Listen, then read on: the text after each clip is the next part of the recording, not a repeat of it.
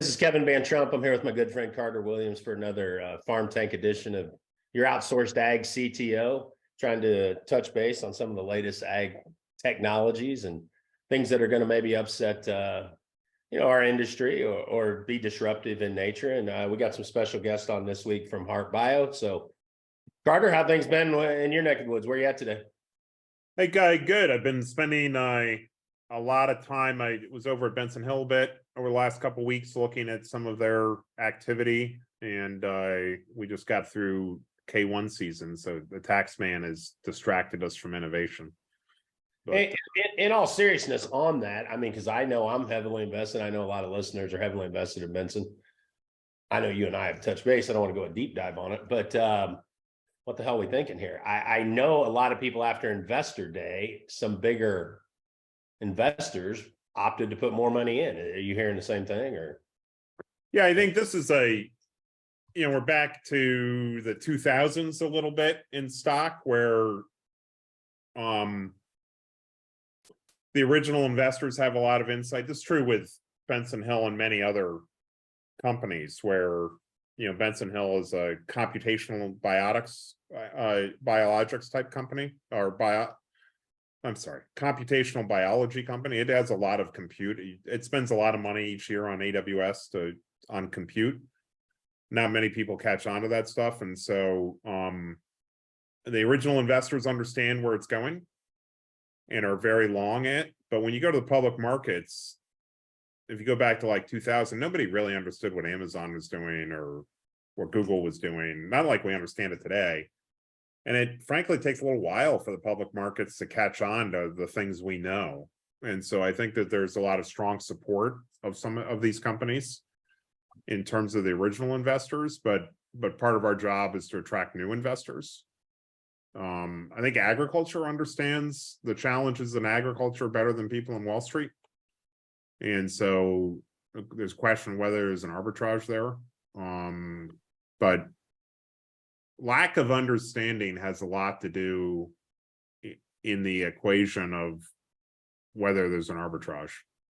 I still feel like there's two main things just in the common sense way to play it on Wall Street. I feel like number one, they're lumping Benson Hill in with fake meat, plant-based, the whole Impossible Beyond story.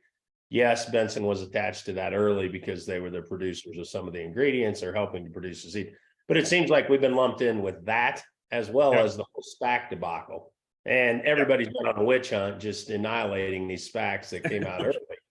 Yeah, I mean, shit, it's so I don't know if they're throwing the baby out with the bathwater, so to speak, but I feel like, yes, I'm with you. I think we're more an agricultural tech type company with Benson. And maybe if that story shifts or changes from the narrative of being associated with plant-based or being associated with just SPACs in general, I think those have been two big negative headwinds. And hopefully that rhetoric changes sooner rather than later. I know I added a little bit more for full disclosure. I think I added actually a little bit more the day we drop a little buck, but I guess we'll see how things play out. And I'm a long-term player, long-term investor, so I'm not trading it short-term. So yeah, I was reminded, I did this calculation recently. I think that and some people may remember when Bill Gates back in 1995, when Windows 95 was coming out and Windows was sort of making its big shift to the internet. So not many people remember this, but like in 1995, Microsoft just like flipped the switch and said, we're going to go full in on the internet. It was around when Windows 95 was coming out, and he was on, if you go and look at it, you can see him explaining to David Letterman on the David Letterman show what was going on. Since that time frame that you invested I think $1,000 in Microsoft, it would be worth $89,000 today.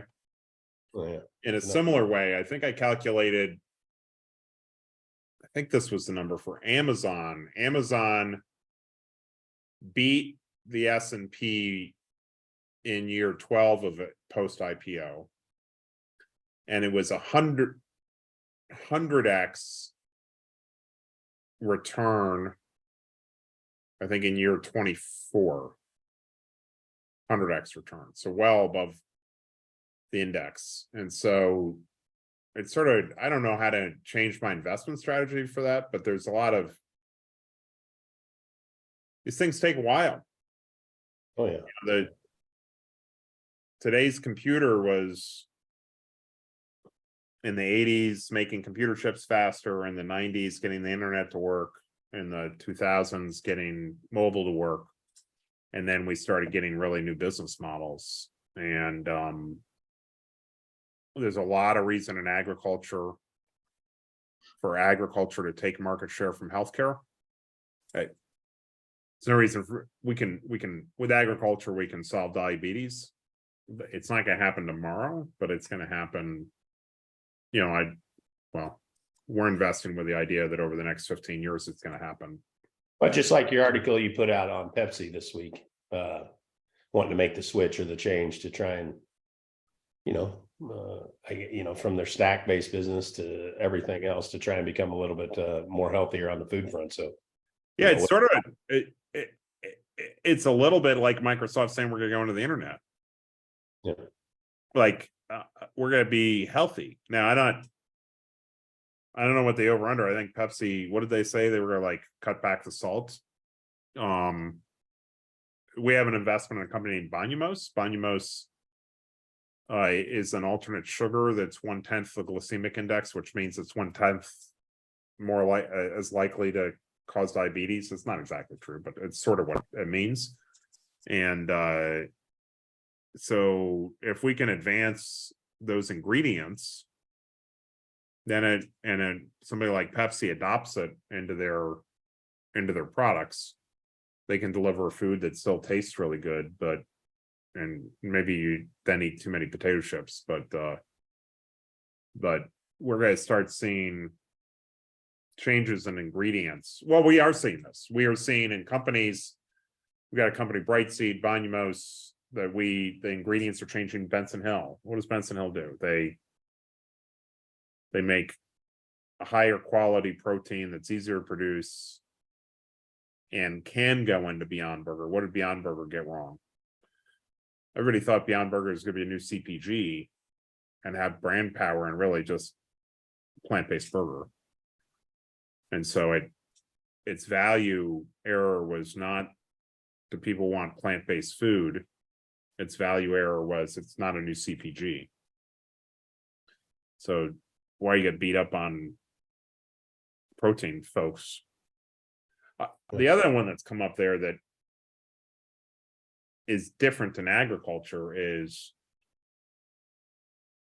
you're either going to build meal out of that soy or you're going to make oil and make soy diesel. And we got like this, I don't know if you know, maybe you can answer this for me. I was talking to Nimex the other day, is soy diesel will always be too expensive, but maybe it won't, or maybe it goes in the fuel mix. But which way of those markets is the US going to become the soy diesel producer of the world, and everybody's soy is going to go to that, and all the meal's going to be commodity, or is it going to be commodity, a premium meal? Well, it's always been in the past, when we traded beans at the board, and in years past, bean oil was just a byproduct simply of the crush, and all the money was made in the meal side of things. Well, that's probably everyone's banking. That may soon change, and you may have, where the oil becomes what they're crushing for, and the meal becomes a byproduct, which would hurt and impact DDGs and hurt some of the other things.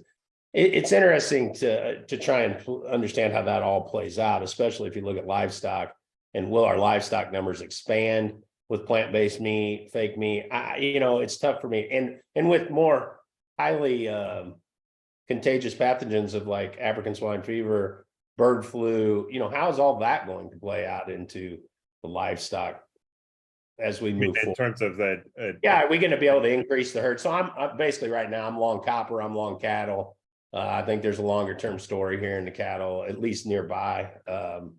As we move forward, it's going to be tough to increase the herd anytime real soon from our perspective. So, I don't know. I was on a call this week, some people trying to get me to invest in a new processing equipment for ethanol, which would increase the protein levels of the DDGs. and really allow more corn oil, which is kind of the gold on the corn side, more corn oil to come out of the mix. And it's interesting. I mean, I think it's interesting. I don't, like I said, there's so many different moving pieces on the livestock, all the new crush facilities on the meal side, or I should say the bean side, and what they're trying to do with some of the new corn things on the ethanol side. So, I mean, all that, you know, it's just crazy to me, and it'll be interesting to see how the new technology shifts or changes some of that in what capacity it happens. So, Yeah, our general forecast, going back to your comment about alt meats, our general forecast is if in the United States we change one meal a week to plant-based, it's a 1,500% increase in demand for plant-based protein in the US. And so the way we sort of think about this is, you know, there'll be a shift in the direction. The other thing is Benson is actually, it's another thing Benson is doing is they're coming up with a soy flake that gets intermixed in with beef. It actually tastes pretty good. It actually takes mediocre beef. They put in 20% soy. It actually enhances the taste. It makes it twice as healthy or half as much saturated fat, and it's 20% cheaper. So if you're thinking about like school lunch program or McDonald's, there are opportunities to sort of actually enhance the quality a little bit and have more of a hybrid where you've got some soy in there and mostly meat. So those kind of markets may emerge, but our general viewpoint is the whole world's not going to go to plant-based meat. There's going to be we're still carnivores. There's going to be some combination of the two, and yeah, just make one of the reasons, I know we discuss it a lot in the trading world. I mean, to have a really good big bull market, you need really three things. You need the funds to have some semblance that they want to be long the market for an extended period. You need a good demand story, and then you need some type of supply side issue. So you got three cylinders if you look at it from an engine standpoint, and you need all three. If you get all three cylinders firing at the same time, you get a massive bull market. And so we're looking at cattle and we're looking at copper, at least from my perspective. If we're going to go green and we're going to press this climate thing to the max, which it looks like we're going to do and the world's going to do, you got to believe you're going to have at some point, if we get past the global recession, you're going to have a major expansion into clean space with automotives or whatever it may be. So copper, when you come out of a recession and into or out of the recession, the funds typically from back when I was trading in the 90s all the way through, they like to get long copper because copper is kind of Dr. Copper. It predicts an economic boom. It's what, you know, if you see housing expansion or, you know, commercial building, it's usually led from the copper increase in copper demand. But with the new EVs and everything, the copper demand's off the chain. So you're really you're not going to be able to meet demand for probably some time. And then if you start to get into opening mines and those types of things, you get that pressure as well. We're interested in the cattle space and the livestock space. It's going to be difficult to expand the herd just because if they're going to pressure clean energy and climate change, that there's going to be a lot of regulations and rules and more that make it more and more difficult and more expensive to expand your livestock herd. So we say the supply is probably going to be, you know, it's going to be limited. I think demand will remain, like Carter's saying. I don't think the plant-based is going to devastate demand to that much of a degree, but I think your supply side will be restrained and you could have nice fund interest in the space as well. So, yeah, you know, those are just kind of mistakes as this clean energy tries to play out. You got to kind of think several dominoes there. So I was talking to an investor who has a lot of exposure to rural infrastructure, and they were wondering whether they need to pay attention to EV power generation in rural, meaning if more farm equipment's going to go electric, do they need to change power distribution in the rural areas to support that, which is interesting. That's the other one of the other. I'll tell you what, Carter, we're seeing a shitload more acres go to lease to solar. I mean, I'm telling you, in the last couple of years, even, I mean, yeah, I think you're going to see a lot more farms, you know, maybe turn that over. And you're seeing more Microsoft, Amazon, some of those people put their strategic, I guess if data is the new oil or gold, so to speak, they're trying to locate some of those centers across the Midwest, and they're buying some huge farms and, barbed wiring around them and putting their infrastructure, I guess, housing their data and their computers in the middle of the US rather than on the coast. I don't know. But we've had some farmers report to us that they've sold huge chunks of farms from Wisconsin all the way down past Missouri into Arkansas. So it'd be interesting to see how much land's actually gobbled up from solar, like you're saying. And they're going to do more electrical type plays, EV things out on the farms. That'd be pretty interesting. So You want to hop into Harp? yeah, heck yeah. Let's welcome our guest on. I'm gonna turn it over to Carter. We're gonna kind of get this going. We're gonna hear a little bit about what Harpe Bio has going on. I know a lot of, Carter just told me, informed me, a lot of my friends and some big producers and farmers across the US are already early investors in Harpe and seem to be on the bandwagon, understanding a lot about what they have going on. And it probably slipped through the cracks, or somehow I missed it, Daniel. And They left you out. They left me out. I'm usually getting calls every week, many calls for to throw some money at some different things. But I'm excited to hear what you guys got going as well, because some of the people you named, the guys I go out with and go to some sporting events and things like that. So it's interesting. I know I've heard the name and I've heard about your business. I just haven't heard the specifics from you guys. So just for full disclosure, I select as an investor in Harpe. It was actually fascinating the degree to which other people in agribusiness and farmers were early investors in Harpe, and that there was a lot of energy behind it. But Daniel, you want to just, I don't know if Daniel or Chad's gonna do this, but just give us what Harpe is up to and what you're doing on the herbicide side, and just give us that basic intro. Sure, and I think the reason why we're able to raise money and do it with the people we did, including several farmers, folks in industry, was because of the need and what we're doing, and that's we're developing bio-based herbicides, so natural herbicides. We're using plant extracts, so the compounds found in there, and when they are formulated, they become herbicidally active. So we're looking at things that are chemistry. It's just we're taking chemistry compounds from nature and creating new herbicides. These herbicides are being able to be formulated for pre-emergence, post-burn down use, desiccation, and in the future, and we're already working on it with the partner in Solus Agrisciences in developing the herbicide tolerance components so that in the future be able to spray crops, not kill them, but still kill the weeds. Cool. And then it's how did it come about? How did this get started? What's the storyline behind? Chad, that's all you. It's out of your head. The opportunity to work in industry as well as in academia and to all my university work really kind of opens your eyes to what's out there, what are the needs. I'm from Northwest Iowa originally, so small communities, small farms. The more interaction you have with growers, you hear the exact things you're bringing up today. There's a lot of headwinds. Am I going to make enough money? Commodity prices, are they good? Are they not? The cost to do business, buy fuel, fertilizer, a lot of things confronting them, as well as the farmers in my family to just make a couple of bucks here and there. Yeah. So we're constantly, at least I'm always thinking about how can we put together some technology, some science that can directly help a grower or directly help that family, or something from that, sort of bridge environmental side to make things a little better, a little bit more money, a little more stability, because there's plenty that you can't control, when you're in the farming business.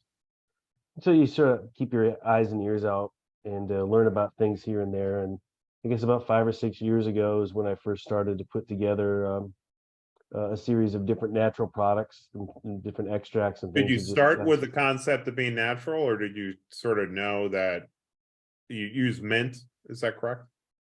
Well, I mean, I've got a basket of different extracts and things. So did you start with the premise that you wanted it to be natural, or did you start with the premise that there were characteristics of that? Yeah, the idea was sort of twofold. One is it's difficult to go to regulatory agencies. It takes time and money, and to synthesize something new was not something I had a capacity to do. Mhm. But also understanding that the greatest solution in farming, could be X or Y thing. If it takes 20 years to get to the grower, is it really that good? The sooner you can deploy highly effective tools at a reasonable cost and deploy them globally, the sooner you're actually bringing a solution. Great ideas, we've all had a great idea, but in order to put, the HARP team together so we can put this in a position where we can rapidly move these products, from a research and development side that we're in right now, Yeah. deploying them, getting them out there for the guy.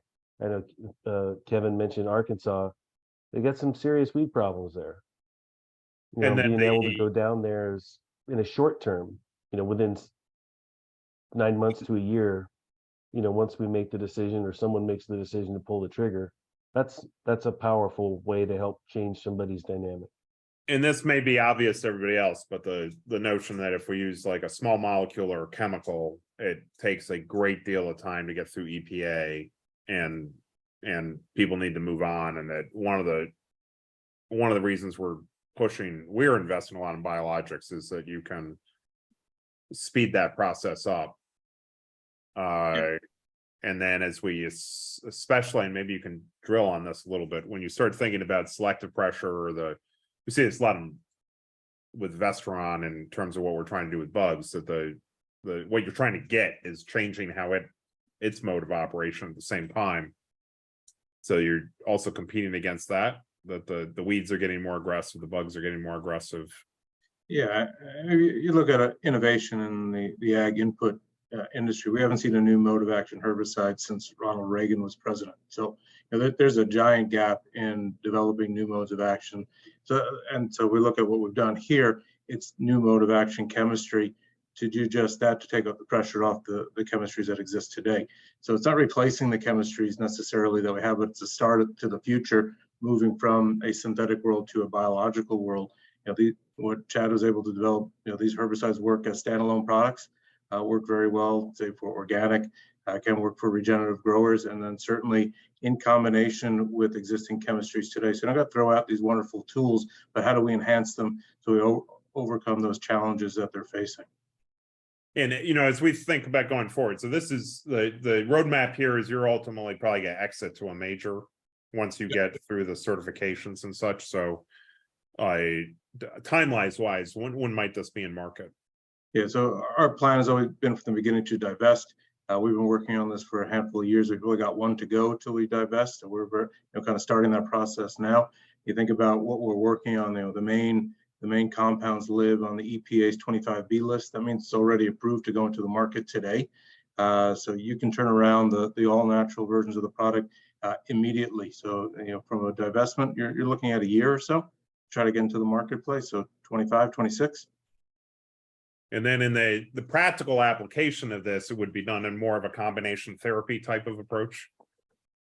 I'll let Chad talk about the need and the science, but I think it's we're leaving it wide open in terms of how you do it from a business side. Solo products work just fine. You just need more of them, and then combination products. How do we take something like glyphosate that's used globally, wonderful chemistry, add HARP to the mix, essentially reset it, not just from the technology side, but also from the IP side. So creating all sorts of value for the industry again. And so is that all going to be, you think, sold through a single company, or are people going to be mixing this out themselves, or what's the sort of like the agronomists are going to settle that, or what's that sort of in the market? How is it going to sort of work itself out? Is there going to be a competition between and cause people not to move quickly enough, or what do you think it's going to start looking like? I mean, our plan A is to divest the entire company to one major to bring it to the marketplace. They have all the tools, assets, business components to do that. I think then you're hitting on something, is then how do they choose to go into the marketplace?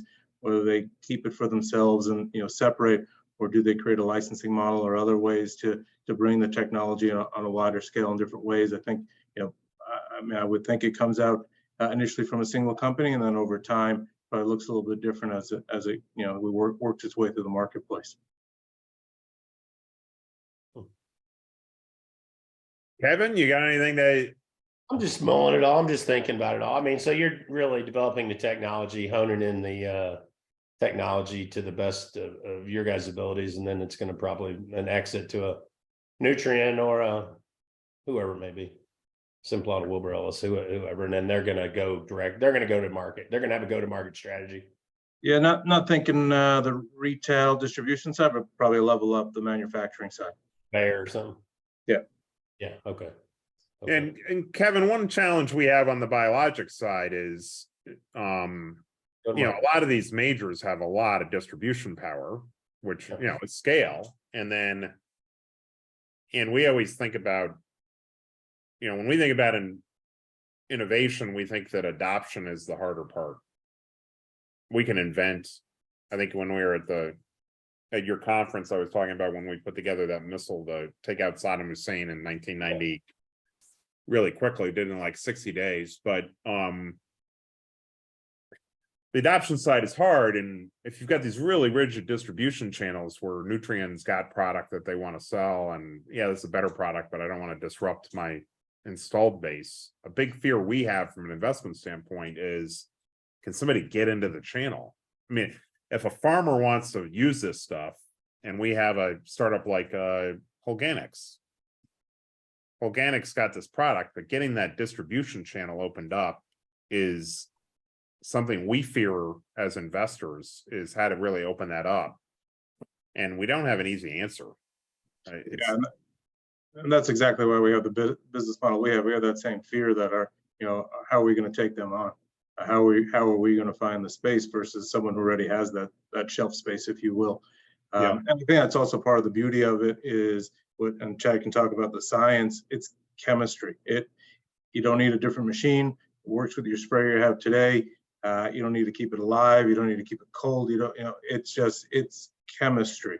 And it works just like, labels look the same. So it works just like a farmer knows. He's just got to mix it and go. Chad? Yeah, and that's always the great fear, right? Again, you find a great microbe that does something for your crop, and you find out in order for it to work, it has to stay alive. Yeah. And, we've all had microbiology class maybe in high school or college, but probably not such that we can grow some on the farm. So the goal was always, let's create something that you don't have to stand in one leg in the moonlight for it to work. Create chemistry. Don't force anyone to buy new equipment. Don't change the way that they're practicing their current farming techniques. Just give them something that they can put in the tank, explain a little bit how to use it, but make it user friendly, and then let them go. And at the same time we're doing that, and this started again at the very beginning, is that we were, at least I was very clear in sort of looking ahead, knowing that there's this thing called Blue River that was out on the West Coast that was going to be a new see and spray technology that was exciting. There was the drones that you started to see or you read about that were flying, and I think first crop applications, and for some of them were in Japan 5 or 6 years ago already. So thinking about, there's got to be a couple of ways that we could build a specific formulation for technology that's a few years away and have those things ready for the future while we're already ensuring that what we have now can be put right into the sprayer. And is it different? What crops are this particular? Is this good for any particular crops or any particular environments, or where do you think first launch is going to be? Yeah, so it's really crop agnostic from the standpoint of, we like to think about it, we're providing new and natural tools for any acre, hectare garden that you want to use it on. You just can't spray your crops right now because essentially if it's green, it'll get damaged or it'll die. So, it really is, if you're a specialty crop grower or you're just growing row crops in the Midwest, there's an opportunity to use this. The easiest pathway is clear. And it's interesting to think about this first, because that's not how companies always think about it. But because of the natural products that they are, the organic market is wide open. Those same products can be used in conventional settings, but organic acres, regenerative ag, again, because we're working with products that already have review and for approval from the EPA that can enter the marketplace, those acres are easy access. Yeah, and some of your comments earlier, fascinating about being short or long and some different commodity things. Think for a second, if you could grow 5 acres of organic corn and feed those to some organic pigs, what kind of a value creation is that just on your own property and a small piece of land? And I believe it was Cargill and ADM that have put forth quite a bit of money to convert some acres to certified organic to feed animals. There's a lot of things out there right now that being able to control the weeds with an organic tool like we have, both from the soil applied side, pre-emergent as well as post, that can really change the way that someone thinks about how they use their ground and how they could potentially interact within the supply chain in their local area. And so go ahead, Kevin. I mean, is it Ombre certified, or is that something you're working on, or is it?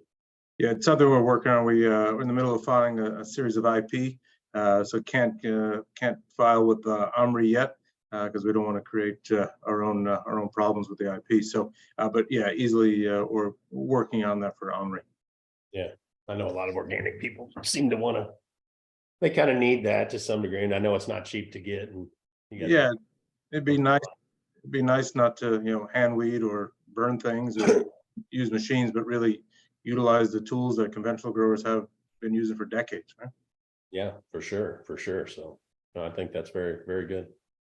And in terms of the value proposition, we're covering this a little bit just in terms of organic, but as you think about it, does it create any new business models or new things that farmers should be thinking about? Like, hey, no, I'm just replacing my current herbicide and this could be more effective versus, no, I can now move into other higher value opportunities because I've now got this in my arsenal. Yeah, you can think about it multiple ways, and let Chad talk more about this from the science side. But if we think about the weed resistance issues and what that causes in terms of land values, if you're able to control that seed bed, get rid of those resistant weeds that you've been struggling with for years and years now, you're improving what you're farming. You're getting more yield out of it. You're getting more success. You're headed back to where you want to be, and you can do that with the chemistries that you know and trust. And is the cost in this particular case could be anything materially different? No, that's I think one of the brilliant things that Chad has been able to do is really work on the formulations, and I'll let him talk about that, to a point where we're in the ballpark with traditional chemistry. Are we going to be cheap and cheery? No, we're high end. This is especially chemistry, given what we're talking about here, being able to overcome these challenges. But it's not not out of the realm of possibility to add it to your management program. You think about it, you're making multiple sprays now because you can't control the weeds. How do we reset, make less applications of those herbicides, go back to where we once were? And what's next? What do you have to get done before this is available? What are like the roadmap? It's got a lot of work to do. Yeah, just hardware. Is it it works and you've got to prove it? It works and you got to get it approved. What's the? I think let me ask a question. I know because there's a lot of listeners that are also entrepreneurs. It seems like a lot of our bigger farms across the U.S. guys and gals are invested in all kinds of different things or have different businesses. What have you guys seen as entrepreneurs, founders, CEOs of the company? What are some obstacles, like Carter's asking, that have maybe popped up or come up that you didn't see really coming? Well, one from the very beginning was who's in the room.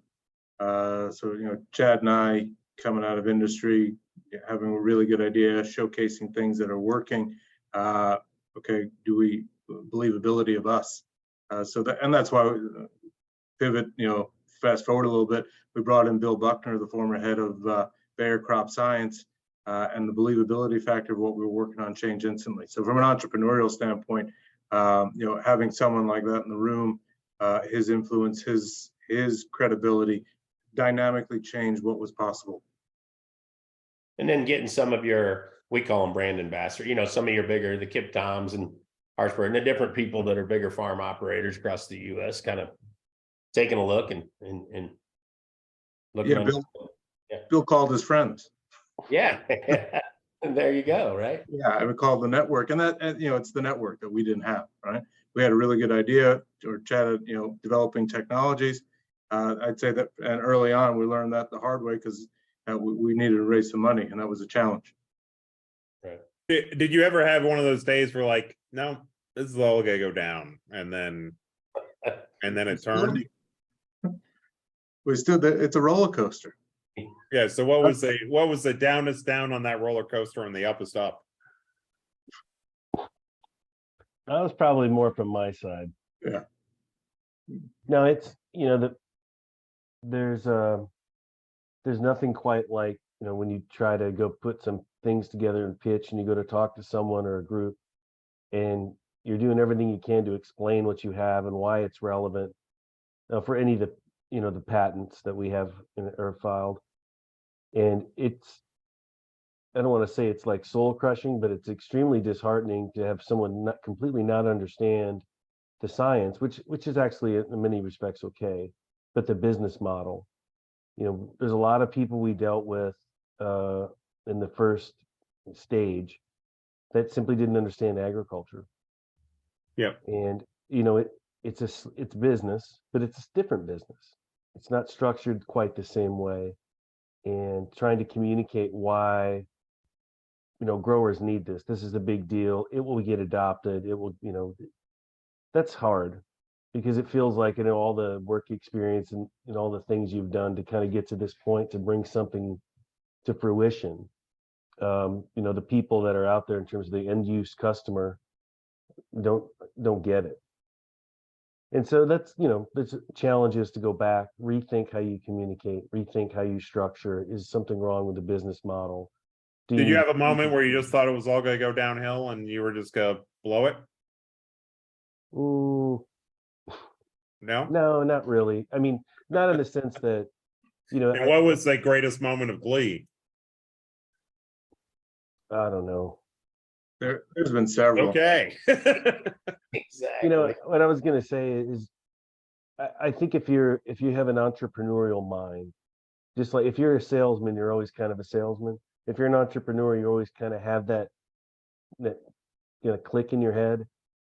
Some things are going to work and some things are not. You just battle and grind and push your way through, and there's other ideas and other people that you can work with to help that entrepreneurship continue to go. And Sure. it's just like farming. You're going to do it, and you're going to do it every year. You're going to get hail one year. You're going to get some strange bug one year. This is what you do, and you go do it. Yeah, I think there was a few big moments of realization of what we had in our hands. The first time we ran trials where it was a Harpe product by itself against glyphosate, and you watched the pigweeds die that glyphosate couldn't kill on the plot next to it. There was a lot of wow right that day. The day the first prototype formulation went out in a drone, and we saw that go across the field, come back in 2 weeks, and weeds were dead. That's pretty cool. And this last just a handful of days ago, when we closed the round and ADM was our biggest investor, that's significant. And that was a big day to celebrate. So there's been a lot of milestones, but to Chad's point, it's been, there's never been a day where we said, we work in the same office, probably too close to each other, but there's never been a moment where we said, hey, we're going to stop. It's been, we believe this, and we're going to keep ticking through. The first formulations cost $1,000 an acre to spray, but they killed weeds, and they were a new mode of action. It's now just, and I say just, but working through the steps to get to the other side of this now fits into the parameters of agriculture, 20 GPA, a kilogram per acre. This is now a viable product, but it took a heck of a lot to get there.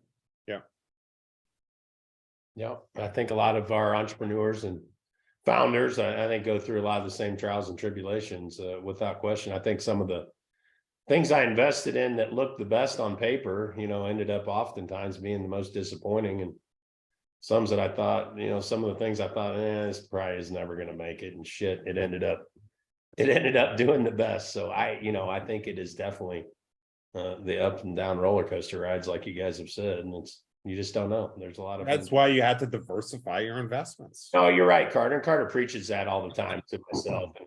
I preach it to my kids. I think, you know, if you're going to invest in startups, like I think Andy and some of the other guys, I mean, they invest in almost everyone that comes down the pipe through Carter, just because like Carter says, you just don't know. I mean, things can twist and turn, government policies, regulation, you just don't know. So yes, I do believe there's a place in a lot of people's portfolio, especially people who are fairly wealthy. I mean, that you got to be diversifying into the startup space, and you know, that's great. Did anyone have the corner on the board of like, we're gonna have COVID and then Russia's gonna invade Ukraine? I don't know if anyone had that. No, working on my bingo card. But I at the same time, you know, we worked with our team and put a plan together. You know, we're really proud of the team we have, and sat down with them and mapped out what we're going to go do, and then go do it. And we feel we have a really good plan and see it to fruition. That's helped. It hasn't been, you know, it's been steady as we go, working that plan, adjusting obviously as we need to, but it's been, hey, let's sit around the table and let's develop a really, really good plan, because we've got some really great people in the room. Let me ask you something, Daniel, Chad. Is there any way producers can get involved with you guys now? Are you looking for people to do test plotting? Are you looking for anything that listeners could be a part of at this time, or just not just yet? Yeah. I mean, we're always welcome to talk to folks that want to do some field testing with us. That's not out of the realm of possibilities. You know, we're doing trials on a global scale. We're started already. Counter season work is almost done down in Argentina and Brazil, Honduras. We're going to be kicking off in Europe later this year. Bulk of the work is about to start in the U.S. So always welcome to discuss, get grower feedback and thoughts, making sure we're not missing something, because at the end of the day, it's they're the end use customer. So conversations are always welcome, always helpful. Get thoughts. What are their challenges? Make sure we're thinking about this the right way. That's probably the best help we can get from those folks that do the hardest job on the planet. Yeah. Perfect. Yeah, because we've seen in the past with some of the early investments, some products seem to have just worked better on certain soil types, certain regions of the nation, certain, we were getting good feedback in different places when we were doing different trials. So yeah, it's interesting to see it all come in. Yeah, it's fun. It's exciting. It's broad spectrum. It should work on, there's no silver bullet. It's not going to work everywhere and every weed. But what's been put together is going to really, we believe, make a difference in agriculture. Yeah, and we just keep hearing more and more talk about the problems with glyphosate. It's just weeds are becoming intolerant to it. So it's just we got to find something for sure. So perfect. Carter, any other questions? Or no, I think it's we're ready to get it. Yeah, no, I agree. If anybody wants to come buy them early, we don't mind that. No, we brought an investment bank on. We're putting the pieces together to go have those conversations. Do not mind early active bidders. So yeah, we're still in a world where to bring better technology to market, it takes years, and we're always trying to speed that up. And the next step is probably to get even more farmer engagement, which is something with Kevin that we always try to do, and Kevin's been very helpful in that regard. So if anybody's interested, let's reach out and maybe we can help you speed up. Cool. Yeah. You guys seen anything else when you're out traveling about that's interesting on the ag tech side? Anything new that's game changing you guys were looking at? I did see one at the World Agritech out in California when I was there. I'm going to draw a blank on the name, but it was a small pheromone company, so insects. But they were tapping into not the mating side of things. It was into a different area, and it was just it was pretty neat how they were taking just a different approach than I've seen everybody else take. Huh. Yeah, I can see that for sure coming down. Is that conference worth going to? Do you like that out there, that World Ag Tech conference? I enjoyed it. It was an opportunity to talk to a lot of people. We didn't make Chad go. He was still working in the labs, still focusing on the R&D side. But good conference, talk to a lot of people. It's probably it's big now, so you got to work hard to make it worthwhile. It's not as intimate as it once was. I've never been out to it. Carter, you've gone? Couple. Yeah, I just went, it for me, it was I didn't go to a single presentation. I just spent my time meeting with people and it was very helpful and the nighttime parties were nice. So it was. Yeah, Good. dinners were good. Wine was free. I will say I did, I didn't go to a lot of the presentations either. It was those sidebar conversations, make sure you're finding and talking to the right people. However, I did go to Chuck Magro's opening session, and I really enjoyed the picture of agriculture he painted, the future vision that he saw for agriculture and his company. So I appreciated that quite a bit. Yeah. Perfect. Well, Carter, maybe till next time. What else we got? Anything, buddy? I think that's it. And then we got to make sure that you come out to that conference next year. Oh, yeah. I need to get out to that for sure. So, and we do still have the rolling fund still open, correct? Yeah, rolling fund is open. Probably close around late June. Things are starting to pick up. Eva's been very busy with that. We fiddled a little bit to send out notices, but if you go to iselectfund.com and go to the front page, there's an image there. You can click on it, but we have a bunch of money committed. And I know everybody's out in the field planting, but we would like really this to all be producers and farmers investing. So we can take a total of 250 investors. And so if you're interested in investing in 20 tech startups and ag tech, go to our website. Yeah, perfect. That sounds good, buddy. So exciting. We'll wrap this thing up and look for the next one. So I'm in New York. I'm in New York next week. You traveling anywhere, Carter? I am gonna be up at S2G's conference around May 10th, and then I spend some time up in Michigan. But and DC taking and the boat out. Maybe take the boat out. I don't know what's gonna happen. I gotta varnish the boat. Oh, shit. And then I gotta go to DC in June. So I'm not sure I've gotta get inoculated for that. Chad, Daniel, where are you guys? I know Chad, you said you're in Iowa. Well, I'm in North Carolina, but Okay, yeah, I will be back in the Midwest. We got 16 locations around the U.S. We have field trials in 7, 8 places in Europe and the UK. They'll try to go on a little tour for a couple of weeks. Daniel, go and look at weeds. Go and look at weeds. Right on, guys. So perfect. Well, that's all we got. Until next time, Carter. Yep. Thank you very much. All right, buddy. I appreciate it. Thank you, Daniel. Thanks, Chad. Thank you for being on. All right. See you guys. Cheers.